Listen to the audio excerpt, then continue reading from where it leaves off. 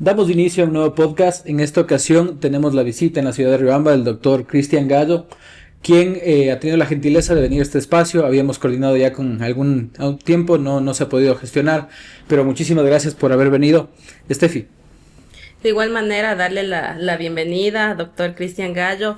Siéntase como en su casa. Este es un podcast que lo hemos denominado Ergo, que es para conocer más a la persona que ha trascendido en el ámbito jurídico. Muchísimas gracias, estimada Steffi, muchísimas gracias, estimado Cristian. Estaba pendiente precisamente de este podcast, de esta visita. Qué gusto y qué honor poder colaborar con ustedes y con todo el público que los escucha y los ve. Muchísimas gracias. Siempre empezamos nosotros este espacio con una pregunta. ¿Cómo se autodenomina el invitado, ¿no? ¿Quién es Cristian Gallo en este caso?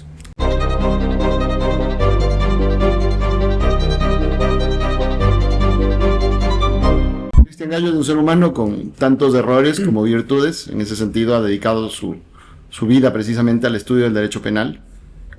Comparte lo poco que conoce con sus alumnos como docente universitario y ejerce también a la par el derecho penal. ¿Cómo es este proceso del ejercicio de la profesión y también la docencia? ¿Cómo se puede conllevar? Considero que lo importante es no solo manejar el aspecto teórico, sino también práctico. En muchos de los casos, y generalmente ustedes que han compartido también el ámbito jurídico, deben conocer que en la formación, en muchas de las ocasiones, lo que nosotros observábamos antiguamente eran profesores que en materias tan importantes, como por ejemplo filosofía del derecho o teoría general del derecho, eran puramente teóricos y no existían tanto prácticos. Por el otro lado, únicamente los prácticos se dedicaban precisamente a ramas tales como el procesal y fuera de ello no habían mucho más. Claro. Lo importante, y esto es una cuestión que tal vez lo he venido trayendo mucho del aprendizaje obtenido en España, gracias a las maestrías que he realizado, que uno tiene que compaginar ambos aspectos, tanto el ámbito teórico como el ámbito práctico, por cuanto al estudiante no solo le interesa aprender la teoría, sino también el día a día, es decir, la función precisamente social del derecho, de irse transformando conforme a las necesidades que la sociedad, que la gente necesita en general. Bueno, conocimos previo al podcast y bueno, realizando una revisión de la trayectoria, usted tiene una maestría en España. Uh-huh. ¿Cómo se llega a esa maestría? ¿En qué tiempo fue? ¿Hace cuántos años? Va a ser 10 años de lo que yo realicé mi maestría en Derecho Penal y Ciencias Penales en la Universidad de Barcelona y la Universidad Pompeu Fabra. Puedo destacar que precisamente ahí empieza mi formación como penalista. Uh-huh. Fue de la mano, al igual que me acuerdo quién fue en aquel tiempo, mi compañero, un viejo invitado de ustedes, el doctor José Charri. Fuimos compañeros, fue precisamente de la mano del profesor Santiago Mir, que en aquel tiempo dirigía la maestría en Derecho Penal, y también de otros profesores igualmente brillantes, como el profesor Jesús Silva Sánchez, la doctora Miren Chucorcoy, el doctor Víctor Gómez Martín, el doctor Ignacio Gallego, y muchos otros que integraron precisamente esta maestría. Creo que para nosotros, fundamentalmente, la presencia de figuras tan relevantes en el derecho penal, tales como Santiago Mir y por el otro lado Jesús Silva, nos marcó muchísimo, y eso precisamente es lo que termina influyendo a nuestra dedicación al tiempo completo en el ámbito del derecho penal. ¿Por qué me fui hacia allá? Pues es una historia un tanto compleja. Cuando concluyo mis estudios en pregrado, recuerdo que en aquel tiempo un poco mayor a mí era precisamente Felipe Rodríguez, un buen amigo también, cercano, y claro, conversando con él, viendo todas las alternativas, me dice, mira, o sea, yo también te refiero en España, Madrid o Barcelona. Uh-huh. Entonces, apliqué precisamente para 2 universidades en Madrid, apliqué para la Autónoma de Madrid y para la Rey Juan Carlos, y finalmente para la de Barcelona. ¿Cuál fue el asunto? Ya poniéndome a leer y precisamente teniendo contacto con los tratados de derecho penal, si bien Bajo Fernández, que creo que es el que estaba en aquel tiempo en la Autónoma de Madrid, con Manuel Cancio Meliá me parecían trascendentales, creo que uno de los tratados que me termina marcando precisamente es el de parte general de Santiago Mir, uh-huh. Y es precisamente por eso que me oriento a Barcelona. Dejo las 2 opciones de Madrid, obviamente previamente a eso había realizado un curso en la Complutense de Madrid sobre argumentación jurídica. Tengo precisamente ahí el contacto con argumentación jurídica que me permite realizar mi trabajo de pregrado para titularme, que es justamente sobre argumentación jurídica más o menos en el año 2013. Quien fue mi profesor fue Luis Vega Reñón. Y claro, posteriormente a ello me decanto por el derecho penal y digo, si voy a estudiar derecho penal, que sea Barcelona. Regresando un poco, doctor, ¿por qué eligió estudiar derecho? ¿Es por herencia o es el primer abogado de su familia? En absoluto, soy el primer abogado de mi familia. Es más, algo que yo siempre le repito a mis estudiantes es esto. yo me encontré con el derecho por casualidad. O sea, mi vocación inicialmente no era el derecho. Claro. Me interesaba, por ejemplo, y esto lo conocen mis padres y las personas cercanas también a mí, estuve más vinculado con el aspecto de las artes. Me gustaba mucho escribir, me gustaba mucho la historia, me gustaba mucho la filosofía, me gustaba mucho el cine. Es más, inicialmente mis estudios iban a estar destinados a aquello. ¿Qué es lo que sucede? Mi padre, bueno, soy hijo único y mi padre finalmente termina diciéndome como que, hijo, quizás esas carreras no sean tan rentables, Claro. porque no ves algo más relacionado con esto. Y claro, consigo el cupo en la Católica, entro a la universidad, a la Pontificia Universidad Católica del Ecuador. Llego incluso un mes tarde, o sea, fui desfasado con el resto de mis compañeros. Y claro, finalmente empiezo a tener un poco de contacto con el derecho. El primer semestre fue un poco fuerte, complicado. En aquel tiempo, me acuerdo, en la Universidad Católica nos daban en el primer semestre lógica jurídica y era también introducción a la economía con el economista Alfredo Mancero, brillante. Y eso es lo que me termina llamando la atención y empieza a conectar un poco más con el derecho. Ya en segundo semestre, cuando tomo Derecho Constitucional, en aquel tiempo con el doctor Hernán Salgado Pesantes, fue cuando encontré precisamente el gusto por el derecho. Y claro, y esto es una cuestión que siempre lo repito, o sea, el derecho termina siendo una carrera, una ciencia tan generosa porque tiene diferentes aristas, tiene diferentes ramas. Entonces, si bien a mí el derecho civil me espanta, debo confesarlo, termina siendo el derecho penal el que me termina llamando. Alguna vez eso conversábamos justamente con mi socio Leonel Córdoba, que también estuvo invitado al programa. Creo que el derecho penal es quien te elige, no eres tú quien elige el derecho penal.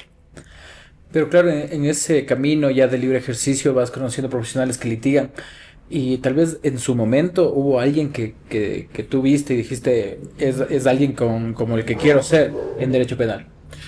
A ver, el problema es este, ¿no? Yo llego a tener conciencia de lo amplio y de lo importante que es el derecho penal en España. En España, claro. Es en España. Yo recuerdo hasta ahora, es una imagen que nos sale de mi retina, que es precisamente la de Santiago Mir, presentándonos con absolutamente todos, y seguramente, no sé si José lo recordará, José Charri lo recordará. Me acuerdo que Santiago Mir iba puesto por puesto, iba preguntando, ¿y tú de qué país eres? Ah, tú eres de Colombia, entonces en Colombia tienes a tal autor. Tú eres de Argentina, entonces tú de Argentina le tienes a Sanchinetti, le tienes a Zaffaroni, le tienes a tal. Ah, tú eres de Paraguay, perfecto, en Paraguay está tal. Tú eres de Perú, perfecto, en Perú entonces tenemos a un montón de autores. Ah, ustedes son de Ecuador, ustedes pueden ser los primeros. Qué genial. Y eso, por un lado, nos sacude, claro, porque el asunto es que no existe una voz que en este caso sea representativa del derecho penal para el año 2015, al menos en el Ecuador, que nosotros podamos decir ha podido calar en las editoriales extranjeras. O sea, yo, por ejemplo, veo que el primer ecuatoriano que publicó en Marcial Pons, no sé si estoy equivocado, fue uno de mis ex socios, que es precisamente el doctor Mauricio Maldonado Muñoz. Entonces, Mauricio Maldonado es de los primeros que publica, y digo, es cercano a nosotros, es cercano a nuestra generación, y empezamos a ver cómo el derecho ecuatoriano empieza a ampliarse por el mundo. Hoy por hoy, ver, por ejemplo, los textos de Felipe, ver los textos igualmente de Mauricio y de otros autores ecuatorianos ya en Europa, nos llena también de orgullo. Pero al tiempo en el que nosotros viajamos a Europa, eso obviamente nos marcó porque no existía. Claro. Sí, es por eso que hacíamos la pregunta de hace qué tiempo, porque claro, hablábamos en otros podcasts y otros espacios académicos en el que hacer una maestría, era costoso y no cualquiera podía hacerlo. Ahora conocemos que, bueno, son más accesibles, ya tienes en varias universidades las maestrías, de buen nivel, no de tan buen nivel, pero lo tienes. Entonces, claro, ahí va el tema del crecimiento jurídico del Ecuador, cómo va avanzando por un tema de preparación. Hablamos más o menos de un periodo de 10 años, que en esos 10 años, claro, estos perfiles como los que tú indicas, José Charri Dávalos, tu persona en este caso, claro, se fueron formando en Europa. Y claro, ahora vas viendo que esos perfiles son los que están sobresaliendo en el tema del litigio. Es por, claro, la autopreparación, la preparación constante, la preparación también en lugares donde te va a servir. Obviamente vas a aprender con las personas que normalmente lees, lo que no pasa en otras universidades, pero es ahí donde la importancia, ¿no? De lo que tú decías, no hay alguien, pero claro, podemos ser los primeros o podemos nosotros contribuir de alguna manera con el crecimiento jurídico del país, que considero yo que cada vez está avanzando mucho más, que este tema del crecimiento y del interés ya de aprender a litigar, de aprender dogmática, ya es algo común en los estudiantes de pregrado, sobre todo en los estudiantes que, por ejemplo, venimos de provincia o los que estudiamos de la universidad pública. O sea, tal vez este punto no te topaban, o la dogmática penal, por ejemplo, en este caso, era nuevo. Es algo que tú te vas a encontrar ya en una maestría y es algo que debería ser desde las bases, ¿no? Exacto. Pero bueno, considero que de a poco se va avanzando y creo que eso es importante. Correcto, o sea, lo que tú dices, Cristian, me parece que es importantísimo, ¿no? Yo recuerdo también, y es una anécdota que la guardo siempre, lo recuerdo tal vez con mucho cariño esto, que también fue en su momento un miedo interno que yo tuve. A ver, no es que yo tuve malos profesores acá, en absoluto. Tuve en realidad dos mentes brillantes que finalmente me orientaron precisamente al ámbito del derecho penal.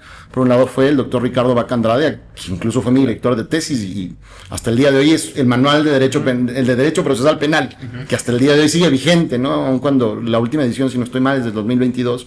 Y por el otro lado el doctor Arturo Donoso Castellón, brillantes, completamente brillantes. Pero claro, como tú dices, obviamente lo que nosotros enseñábamos acá era el derecho penal en su parte práctica, lo procesal y los delitos en particular. Sobre el tema dogmático, en muchos de los casos pasábamos. Pasábamos y lo único que decíamos era anunciar, sí, quizás a futuro hay una teoría que está apareciendo que es el funcionalismo. Hablar del funcionalismo en el 2010, en realidad ahora ya conociendo, digo, el funcionalismo aparece en los 70s. Claro. Para aquel tiempo tenía más de 30, 40 años ya en vigencia. Entonces, volviendo al tema de la anécdota, ¿qué es lo que sucede? Cuando yo llego a España, primera clase con Mir, justamente de parte general, dice, bueno, ustedes para el día de mañana, los 3 primeros capítulos, que hasta el día de hoy los tengo memorizados, de memoria. Y siéntate a comprender lo que es la norma primaria, lo que es la norma secundaria, siéntate a comprender igualmente las cuestiones de la teoría de la pena, siéntate a comprender igualmente la construcción de la dogmática. Y cuando tú tienes un conocimiento desde cero, fue muy fuerte. Y creo que nos sucedió a todos. Porque nos teníamos que sentar precisamente a analizar uno por uno cada uno de los capítulos. Eso digo, José lo recordará y otros compañeros con los que hasta el día de hoy sigo manteniendo un contacto directo en Colombia, por ejemplo, Juan Diego Melo, o por ejemplo en Costa Rica, Sergio Herra, que hasta el día de hoy hablamos y claro, recordamos precisamente esas lecciones de Mir, porque quizás Mir tenía una forma de enseñar un tanto distinta a la que nosotros pensábamos. Claro. Para él decían, ustedes vienen a mi maestría y lo que vienen es aprender de memoria mi manual. Entonces cada una de las lecciones es precisamente conocerla, reflexionarla, absorberla, porque ustedes son parte de la Escuela de Barcelona. Entonces, eso es lo que termina influyendo muchísimo y claro, doy toda la razón a lo que tú nos dices. O sea, finalmente, hasta hace 10 años no le tomábamos en serio la dogmática. Hoy como docente digo, y más aún cuando doy teoría del delito, yo en teoría del delito yo tomo un manual de dogmática y por Dios, les enseño. Aun cuando el Ecuador tenga un retraso de 50 años en dogmática penal, miren, tenga. Total. Tole, leye, es lo que usted tiene que hacer. Acaba de mencionar, aun cuando el Ecuador tenga un retraso de 50 años. Si bien es cierto, se ha evolucionado, pero quizás nos hace falta avanzar como país en este tema, en el ámbito jurídico. Estamos quizás atrasados en comparación a nuestros vecinos Perú y Colombia. Sentiría que sí y no. A ver, ¿cuál es el problema? Y vamos a enfrentar lo mismo que sucede en el ámbito constitucional. Para muchos constitucionalistas, la constitución que nosotros tuvimos en el 2008 fue supremamente avanzada. Y fue como darnos una maquinaria supremamente compleja que hasta el día de hoy no sabemos de qué forma accionar. Yo siento que si el día de mañana, qué sé yo, asambleístas se asesoran de buenos dogmáticos y realizan una buena labor prelegislativa y construyen un buen código, porque recuerdo hasta el día de hoy algo que solía decir el doctor Ricardo Vaca Andrade, decía, miren, cuando ustedes ven el Código Penal es como cuando ven a Quito desde el aire. Es un mosaico gigantesco que está unido en piezas. Y él nos decía en aquel tiempo, cuando recibíamos clases, espero que para cuando se reforme verdaderamente el Código de Procedimiento Penal y el Código Penal haga una buena labor. Llegó el año 2014 y lamentablemente, claro, hay esta leyenda negra de que finalmente hubo un profesor español a quien se contrató para que construya el código, después no se le pagó y después llamaron a llenarlo en retazos y por eso tenemos un código supremamente disperso, que no sigue una misma línea, que en ciertas partes parece que canta hacia el finalismo, ejemplo del dolo, que también viene reformado, otros hacia el funcionalismo, que tiene elementos un tanto antádicos propios del causalismo.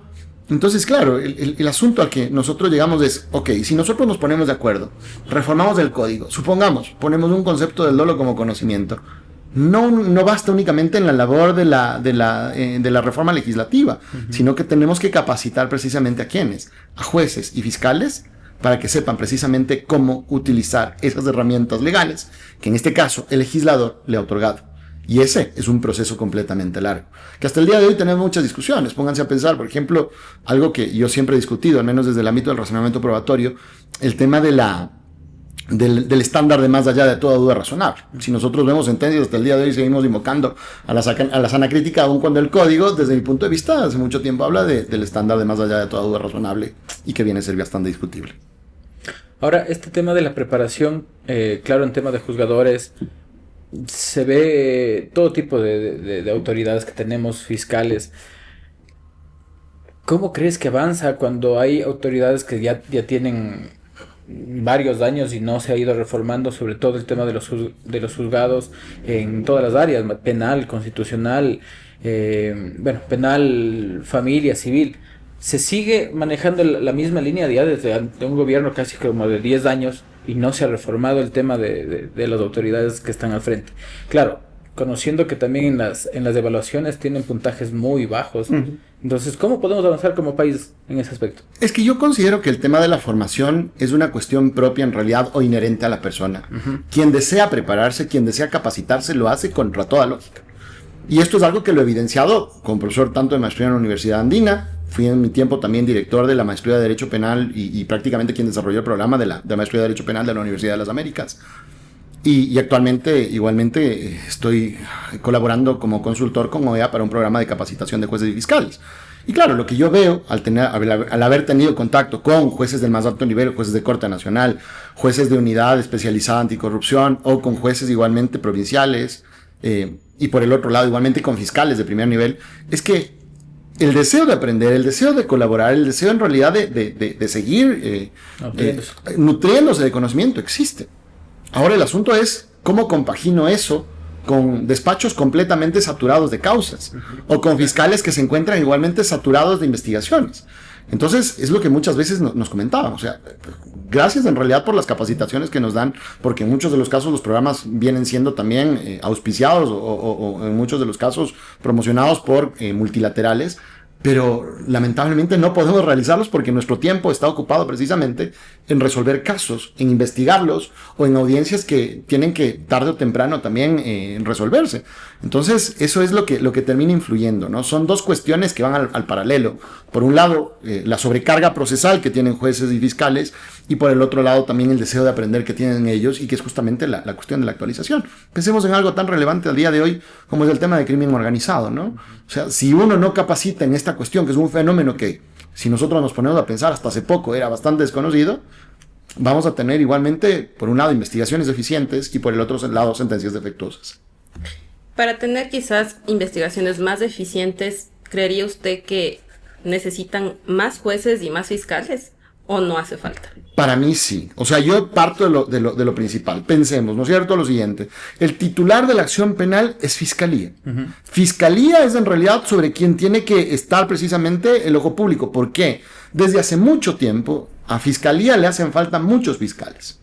No tiene en realidad el número de fiscales necesario para poder investigar todos los casos. Recuerdo en el año 2018 se decía, no me acuerdo cuántos fiscales existían por persona, y nos decían que en realidad existe una deficiencia del 60 al 65% de los fiscales que son requeridos precisamente para realizar una investigación medianamente decente. No los tenemos. Ahora, el problema es ¿por qué no los tenemos? Y trasladamos eso al Consejo de la Judicatura, porque en realidad no se han abierto nuevamente concursos de fiscales. Por el otro lado, también vemos que es una institución que finalmente necesita ser evaluada, porque también debemos saber cuál es y no es que me quiera poner en contra de la Fiscalía, ni mucho menos, pero tenemos que saber igualmente cuál es la efectividad de los fiscales que actualmente ocupan esos cargos. Uh-huh. Claro que porque si nosotros, y ustedes que están en el ejercicio, deben haberse dado cuenta, lamentablemente tenemos una institución que no se ha depurado. Y que lo que ha hecho precisamente es al fiscal que ha obrado mal o al fiscal que ha sido deficiente, simplemente lo cambiamos de unidad y se acabó. Uh-huh. Y lo peor de todo, y eso es lo que yo siempre repito, es que se genera en la sociedad una sensación de impunidad. Porque al fiscal que lo cambian, lamentablemente lo ponen en el caso que obedece precisamente al ciudadano común. Uh-huh. Entonces yo castigo al fiscal poniéndolo en flagrancia. Castigo al fiscal mandándolo a soluciones rápidas. A cantones lejanos. Castigo al fiscal mandándole a un cantón lejano. Entonces, eso no es lo adecuado. No es una solución. No es una solución. Finalmente, yo estoy generando en la sociedad una sensación de impunidad porque una persona común y corriente presenta una denuncia y dice, vea, ¿y el fiscal qué ha hecho? Uh-huh. No ha hecho nada. Y no es en realidad por eso. Puede ser porque en realidad los despachos estén colapsados. Puede ser finalmente porque no tenemos en realidad personal capacitado. Pero claro, tenemos que hacer una observación atenta a eso. que eso me parece que es lo más importante. Y es una visión institucional que se tiene que manejar. Por el otro lado, desde judicaturas, claro, si nosotros analizamos la cuestión del sistema acusatorio, en el que en teoría estamos desde el año 2014, y que poco a poco con las resoluciones de la Corte Constitucional va variando, vamos abrazando un tanto mixto, también nos vamos dando cuenta que los jueces tienen que manejar el mismo nivel de capacitación. Ahora, la cuestión en ese sentido es, por ejemplo, jueces multicompetentes. ¿Hasta qué punto tienen conocimiento precisamente de la materia penal? Porque pueden estar muy relacionados con cuestiones de familia, pueden estar relacionados con cuestiones de garantías, pero en cambio en lo penal sí se requiere una capacitación específica. Lo mismo sucede igual en el campo de Corte Nacional. Si ya nosotros nos vamos a la más alta autoridad, es vergonzoso lo que sucedió en el último concurso, o los dos últimos concursos. Y claro, la pregunta es, ¿qué va a variar de cara? Porque seguimos con una Corte Nacional menguada. Una Corte Nacional completamente menguada que sí requiere, al menos en su sala penal, que se complete para que puedan irse resolviendo muchas de las causas que están pendientes. Más aún hoy que existen tantos casos emblemáticos que tienen fuero de corte. ¿Algún momento ha existido estas aspiraciones por estos cargos, tal vez por parte suya, de llegar a una fiscalía o ser un juez? A ver, yo creo que no tendría la paciencia para ser juez, y esto lo he comentado a muchos con las personas que son cercanas a mí. Admiro mucho la labor del juez porque es una labor de escuchar, es una labor de comprender, es una labor de abstraer. En algún momento dije sí, precisamente por el análisis y por el acercamiento con la teoría del derecho, me gustaría acercarme a un cargo de juez. Sin embargo, lo he ido postergando. Como fiscal sí me llamó la atención, pero claro, o sea, alguna vez dije, mi sueño quizás hubiera estado orientado a ser fiscal general del Estado. Las circunstancias y las realidades rompen precisamente las ficciones que aparecen en la mente de cada persona. Y claro, hoy por hoy enfrentamos que la realidad no es tan sencilla. Ser un fiscal significa también realizar una especie de apostolado. Dejar atrás a su familia, dejar atrás igualmente las libertades, dejar atrás cualquier tipo de vida, por así decir, disipada que alguna vez uno pudo haber tenido, y centrarse precisamente en un servicio. En un servicio que en muchas de las ocasiones no va a ser bien agradecido. Pongámonos simplemente a pensar, yo siempre tomo como ejemplo las dos figuras centrales, que no fueron fiscales como tal, que desempeñan una figura similar, que es justamente la del juez del pool antimafia. Me centro en dos, ¿no? En Paolo Borsellino y en Giovanni Falcone. Pensemos qué es lo que sucede con Falcone y Borsellino. Son brutales y son radicales en extirpar la mafia en Sicilia, luchan precisamente contra absolutamente todos los mafiosos, llegan a obtener sentencias maravillosas dentro del maxi proceso, finalmente mueren asesinados de las maneras más brutales. A Falcone le ponen una bomba que destruye prácticamente a toda la carretera, y a Borsellino igualmente una bomba fuera de la casa de su madre que lo deje en 1000 pedazos. Y pasa el tiempo, la política cambia, llega Berlusconi al poder y toda la lucha del pool antimafia a la basura. Claro. Entonces el asunto es eso. Hay una frase súper interesante, que es la que había tenido Falcone cuando estaba entrevistando al primer péntito, que fue el que echó abajo la Cosa Nostra, que es Tommaso Buscetta, y que cuando Falcone le indaga y le dice, mire, y en el poder político hay personas que están vinculadas con la mafia, la respuesta de Buscetta le deja prácticamente atónito a Falcone, porque Buscetta le dice, si yo le cuento eso, tendremos que elegir cuál de los dos muere primero. La realidad de la mafia lamentablemente nos invade hoy por hoy a todos. Total. Y muy probablemente es algo que también sucede acá. El fiscal general tendrá que ser una figura incólume igualmente, tendrá que saber que lo que va a realizar es precisamente un apostolado, porque no habrá rédito económico ni tampoco, como decían en este caso Maquiavelo, no habrá fama alguna que pueda llenar o que pueda satisfacer lo que va a tener que sacrificar.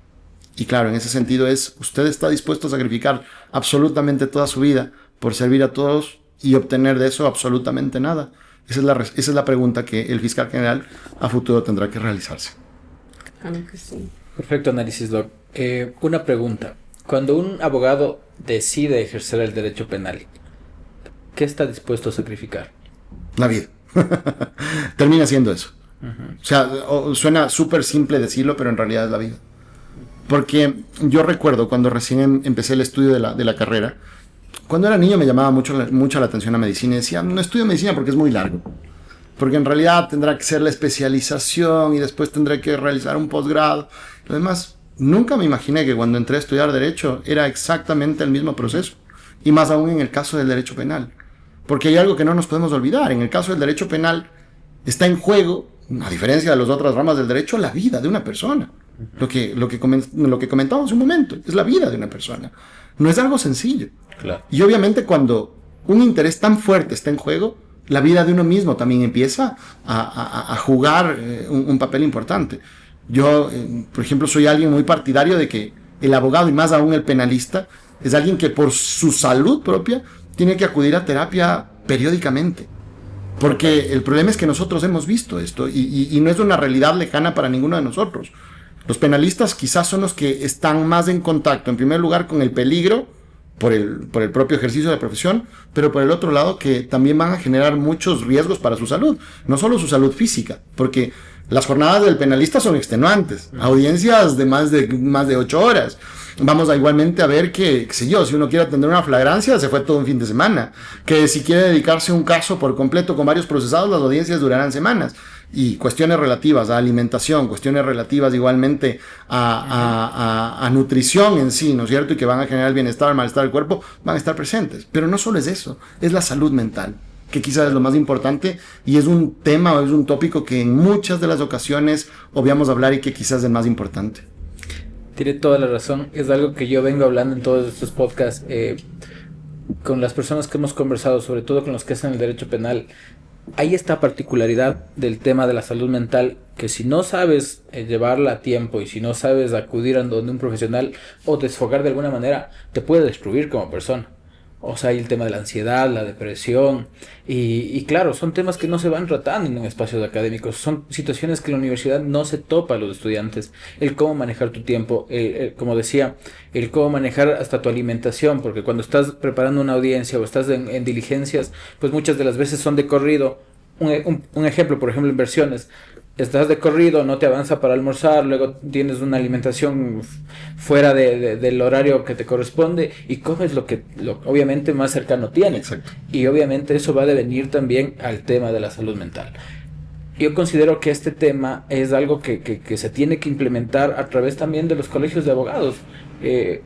El posicionar a la salud mental ya se lo ha hecho a través del tiempo. Anteriormente era un tabú en todo aspecto, más aún en el tema del abogado penalista, que es el más fuerte, el más duro, el que no se doblega, pero claro, atrás del profesional está el ser humano. Correcto. Esa es una visión que me parece que es la más importante, ¿no? A veces, y eso muchas veces conversaba también con mi terapeuta, decíamos, el problema es que los abogados lo que hacemos es ponernos una máscara. Uh-huh. Pero detrás de la máscara, como tú bien dices, está la persona, está el ser humano. Y quien padece no es en realidad la máscara puede pasar. Yo me puedo poner una máscara, el día de hoy soy Cristian Gallo penalista, y voy a ser el mejor litigante, y voy a ser igual, me voy a poner otra máscara, y voy a ser el docente, y voy a ponerme otra máscara, y voy a ser consultor. Pero la pregunta es, ¿quién se preocupa por el ser humano? Uh-huh. ¿Quién se da el tiempo de pensar en el ser humano? Y en muchas de las ocasiones, las personas, o los congéneros, o las personas con quienes tratamos, asumen que nosotros somos la máscara. No es así. Uh-huh. El ser humano sufre. Y en ese sentido, obvio, y continuando lo que tú dices, Cristian, que me parece importantísimo, por ejemplo, la alimentación va muy de la mano precisamente también con la salud mental. Total. Y pensemos en algo que quizás es un tabú que hasta el día de hoy no nos sentamos a conversar. La relación del abogado y más aún del penalista con el alcohol. Claro que sí. La cuestión del alcohol, porque es algo con lo que casi nadie habla, ¿no? ¿Cuánto acostumbramos a beber semanalmente? Hace un tiempo escuchaba esta frase de, es que celebro, me pego un trago porque si no la victoria se malea. ¿Es así? ¿Realmente funciona así? Claro. ¿O me estoy haciendo daño? Porque finalmente empezamos a gestionar nuestras emociones, empezamos a gestionar nuestras frustraciones, empezamos a gestionar nuestros triunfos justamente con el alcohol. ¿Y eso a qué nos lleva? A engañarnos a nosotros mismos, a no realizar un propio análisis de qué es lo que estamos haciendo bien, qué es lo que estamos haciendo mal, y precisamente eso nos pierde, nos obnubila dentro de una realidad que no es precisamente la que existe. Es que es bastante complicado también que ustedes como penalistas puedan desconectarse de la causa saliendo de la oficina. Me imagino que todo ese cargamento está en su cabeza todo el tiempo para buscar la solución. Ese es el asunto, ¿no? O sea, yo pienso que en muchas de las ocasiones la gestión de los conflictos es lo que más carga emocional, más carga psicológica y en realidad más carga intelectual demanda. Porque, supongamos, no es que yo dejo de pensar en el cliente que el día de mañana puede irse preso para estar con mi familia. No es que yo dejo de pensar en que, qué sé yo, una audiencia está próxima y voy a tener que estar 3 semanas aislado de mi familia, voy a tener que estar aislado de mis preocupaciones personales por aquello. No me puedo desconectar de aquello. Y estoy pensando en el día a día y eso también me va comiendo la cabeza. Entonces, ¿cuál es la solución más fácil? La solución más fácil es, bueno, me sirvo un trago y me relajo. O me prendo un tabaco y me relajo. Temporalmente. ¿Alguna vez le pasó eso, Doc? Claro, obvio, como actualmente todo. Ya no. Como todo, actualmente no. Y es justamente por mi salud.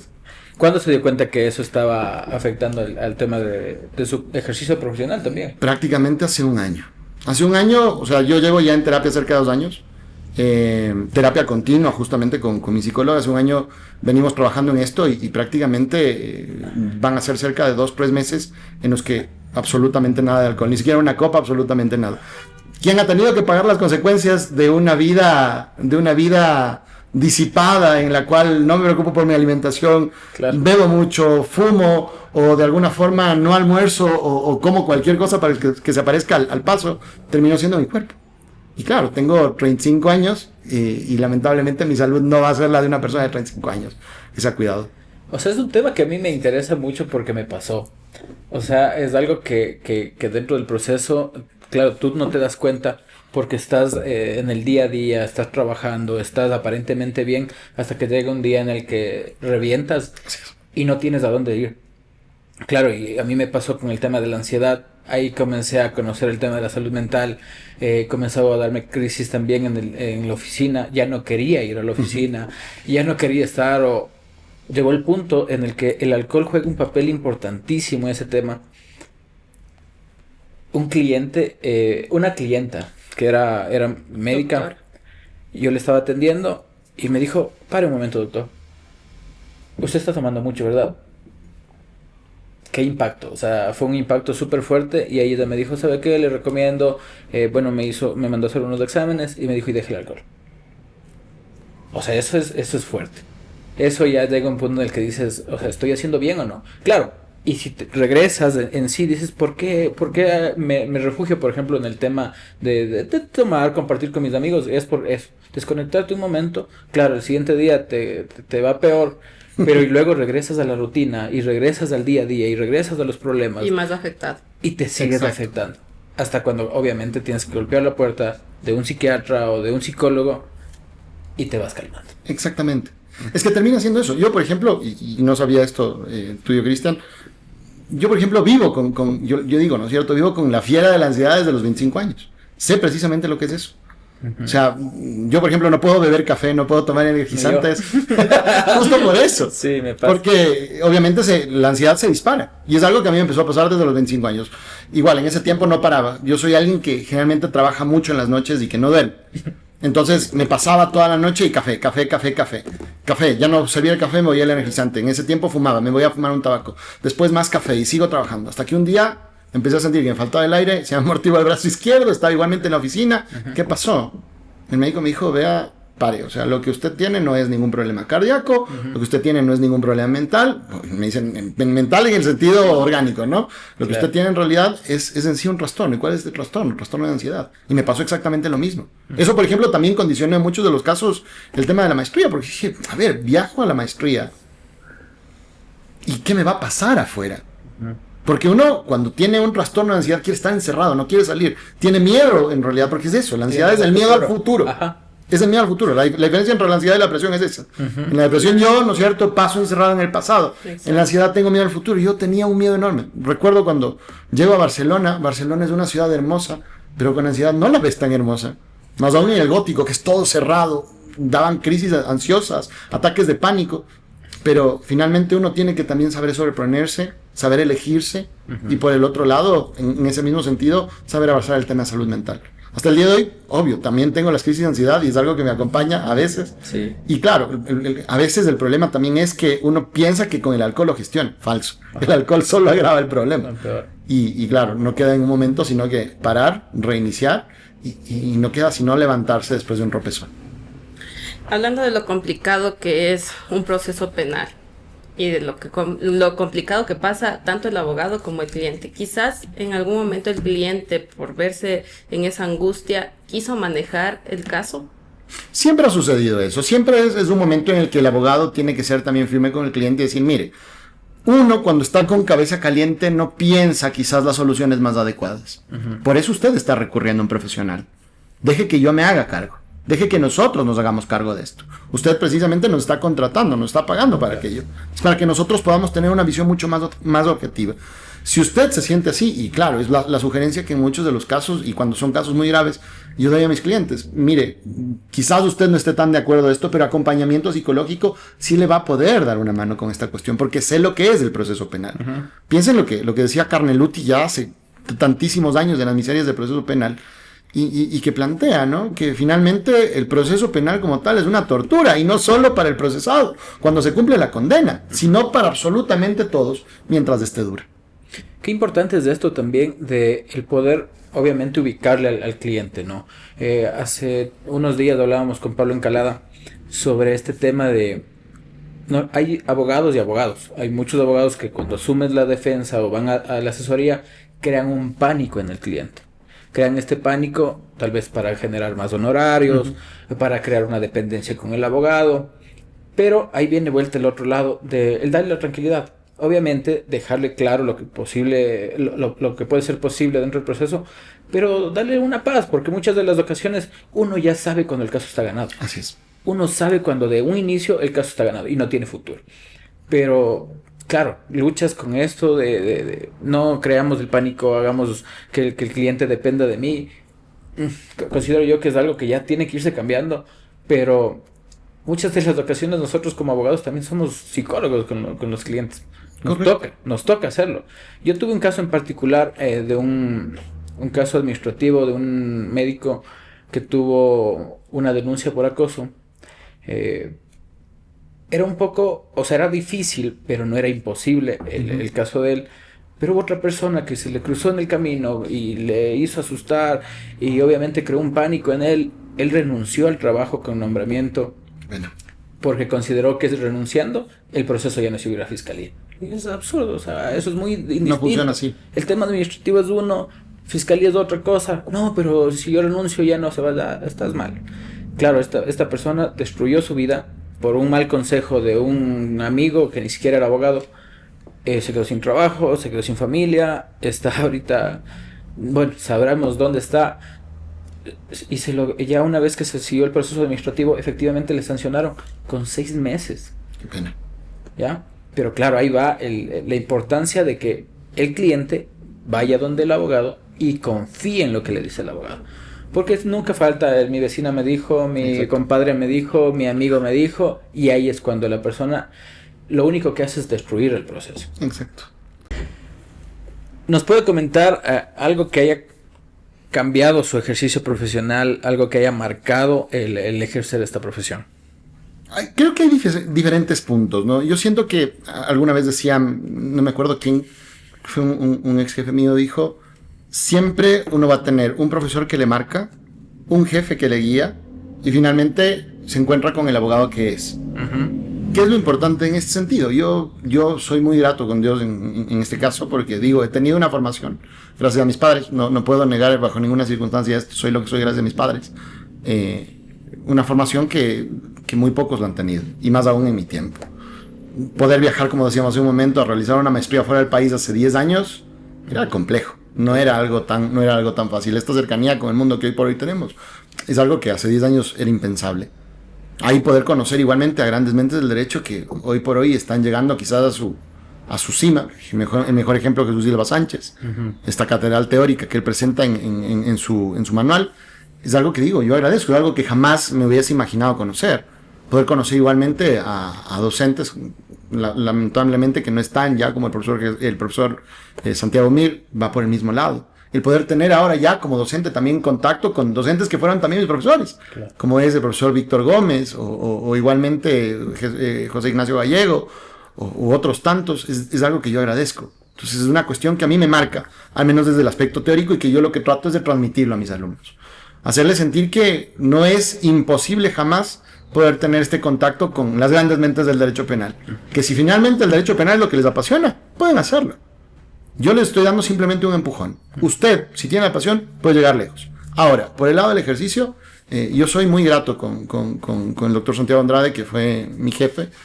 Santiago es alguien que me guió y que en cierta forma también me enseñó a trabajar, a saber ser muy estricto con mi forma de ser y a saber tomar muy en cuenta algo que muy pocas veces nos enseñan, que quizás en la práctica no aprendemos. Y que lo jurídico no es únicamente lo jurídico, sino que también hay que tener en cuenta otros factores más.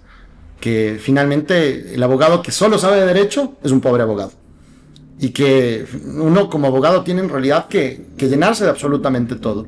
Porque lo que permea el derecho no es únicamente el derecho, sino absolutamente todo lo social, todo lo filosófico, todo lo histórico. Eso es lo que influye en el fenómeno jurídico.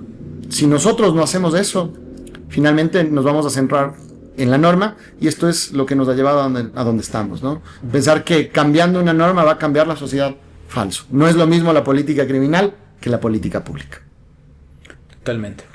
Doc, abogados que considera usted que son excelentes en el ejercicio de su profesión. Hay muchísimos. Yo siento que hay muchísimos. Ahorita, a diferencia de lo que sucedía hasta hace algunos años, que recordarán ustedes, eran ciertos despachos los que tenían únicamente el nombre, y lamentablemente tenían el nombre no por la calidad de los abogados, sino por los contactos que tenían en judicaturas o en fiscalías. Hoy por hoy tenemos a abogados que son muy buenos, que son excelentes teóricos, que son excelentes doctrinarios, que son excelentes litigantes. Entonces, por ejemplo, hablar de Felipe, como les decía hace un momento, de José Charri, de mismo Diego Chimbo, hablar igualmente de Pablo, de Nicolás Salas, que es su socio, Pablo Encalada, Nicolás Salas, y entre tantos otros que al momento no me vienen a la mente.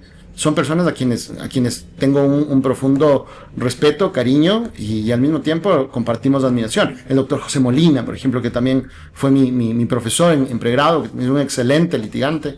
Entonces, habemos, creo, al menos en el ámbito del ejercicio, muchísimos profesionales que hoy por hoy llevamos el estandarte de que el ejercicio profesional tiene que ser ético, se tiene que manejar mucho desde la dogmática, y por el otro lado también tiene que ser profundamente orientado hacia la necesidad del cliente, que es algo que quizás antes no se tenía, y eso digo, y vamos viendo nuevas caras del derecho. Obviamente no puedo dejar de nombrar a quien es actualmente mi socio, el doctor Leonel Córdoba, Nicolás Díaz, que seguramente también usted lo conocerá.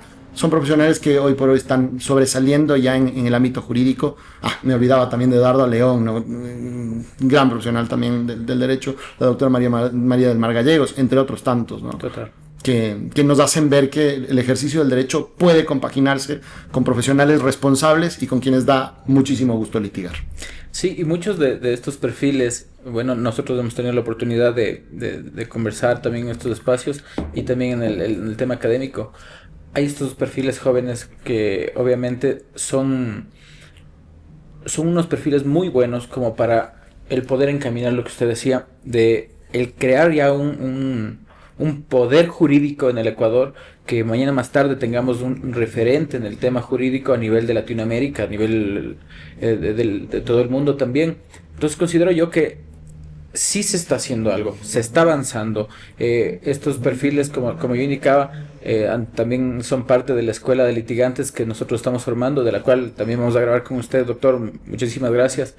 Pero es eso, el poder compartir también el conocimiento, el no ser egoístas con el conocimiento, porque muchas de las ocasiones se pudo realizar sus estudios en Europa, se pudo realizar estudios en Estados Unidos, y ese conocimiento pues lo están democratizando también a través de los espacios que para profesionales que tal vez no pueden hacer eso, no pueden acceder a estas maestrías de una u otra manera a través de las redes sociales, de YouTube o de los espacios académicos, pues también reciben. Y obviamente eso es digno de admirar también, porque anteriormente el docente universitario, mientras menos te enseñaba, mucho mejor, claro, porque mañana más tarde ibas a hacer la competencia de él. Eso ya se acabó. Hay un tema de un crecimiento y de un afán de que el crecimiento jurídico siga avanzando, y eso considero yo que es el puntal.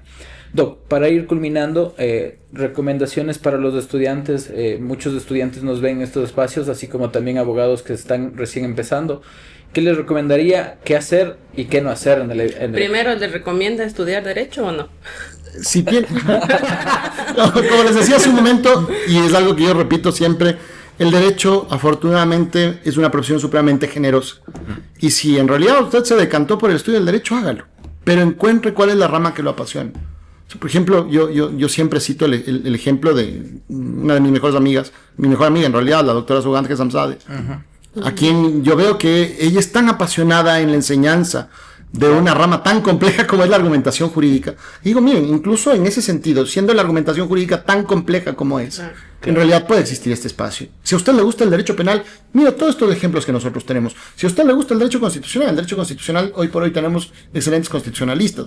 Valga, por ejemplo, citarle al doctor Gustavo Silva, que también es docente, qué sé yo, al doctor Efraín Guerrero, a otros tantos que también están ahí, y que enseñan precisamente cómo apasionarse por el derecho. O sea, la cuestión es esto. Si usted tiene en realidad el afán de estudiar el derecho, si a usted le gusta justamente el derecho, hágalo. Puede hacerlo con todo el corazón. Ahora, ¿qué no hacer? Pensar que el derecho es absolutamente todo. Como abogado, no se olvide de tomar contacto con otras ramas que son distintas del derecho. No se centre únicamente, qué sé yo, no. Para mí, personalmente pensaría que es absurdo sentarme a leer todo el día un manual de Roxin, o por ejemplo el último paper de Public, o el último paper, qué sé yo, de Schmidt-Heuser, o de alguno de aquellos. No me sirve de nada esto. Eso no me va a colaborar en el crecimiento personal. O sea, tengo que también tener contacto con otras cuestiones. La literatura no está de más. En realidad, el abogado, y es algo que yo siempre les digo, una recomendación, el abogado escribe mal. Y el abogado en muchas de las ocasiones habla mal. ¿Cómo usted puede enriquecer su dicción? ¿Cómo usted puede igualmente enriquecer su vocabulario? ¿Cómo puede hablar mejor? ¿Cómo puede escribir mejor? Lea literatura, no lea de derecho. Porque si usted sigue leyendo derecho, va a colaborar con esa tara. Finalmente, y el consejo que habíamos comentado hace un momento, no descuide su salud mental. Que eso es lo más importante. En realidad el derecho no es una carrera de velocidad, sino es una carrera de resistencia, como alguna vez nos decían en la facultad. Y uno tiene que ir tomándose sus pausas, tiene que ir respirando, tiene que ir asimilando precisamente la importancia del derecho en la sociedad. Finalmente, obvio, no olvidarse de la función social que tiene el derecho. El derecho es en realidad un servicio, y es algo que nosotros no tenemos que olvidarnos en ese sentido. El cliente podemos ser el día de mañana nosotros, y por tanto sí es fundamental ponernos en el pie del otro, en los zapatos del otro, y poder extender una mano en ese sentido. Muchísimas gracias, Doc, por este espacio. Considero que ha sido un diálogo muy enriquecedor. Hemos hablado de temas bastante importantes que considero que van a servir a todos nuestros seguidores de esta comunidad. Gracias por ser parte también del espacio académico. Considero que podemos contar con usted para los proyectos que se vienen más adelante. Tenemos varias ideas. La idea es acercar la cultura jurídica al país. De a poco lo estamos haciendo. Todo empezó con un podcast y de a poco este tema académico ha ido fortaleciendo. Tenemos también colaboración de ponentes del extranjero. Bueno, próximamente se va a informar también sobre aquello. Doctor, muchísimas gracias nuevamente. Gracias por estar acá. Steffi. De igual manera, doctor, reiterarle nuestros sentimientos de gratitud y, como ya lo dijo Gris, le tendremos en Escuela de Litigantes y próximamente en próximos proyectos. Gracias a ustedes en realidad por la invitación. Nuevamente, les auguro el mejor de los éxitos y les felicito por estos 2 años de este apostolado también, que es precisamente transmitir la cultura jurídica a quienes lamentablemente en muchas ocasiones no pueden accederlo de manera directa. Creo que este es un espacio fundamental precisamente para que vayamos enriqueciendo el conocimiento del derecho y por el otro lado la cultura jurídica, que son 2 cuestiones distintas. Gracias a ustedes. Gracias, mi doctor. Muy amable. Gracias. Cristian Velastegui, Estudio de Abogados.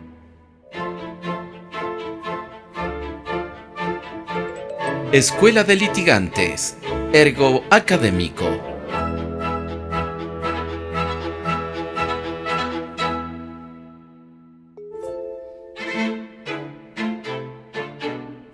¿Quieres ser parte de nuestros auspiciantes?